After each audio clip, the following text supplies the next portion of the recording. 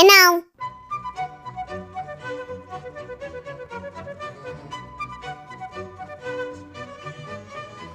দাও।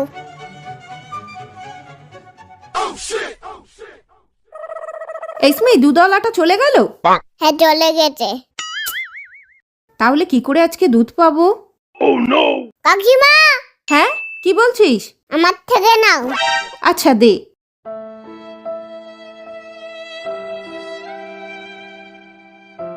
স্মিথ খুব ভালো ছেলে। মা, দুধ নিয়ে এসেছি, এই নাও। দাও। এ কি এত হালকা কেন? এ কি হাফ কেন?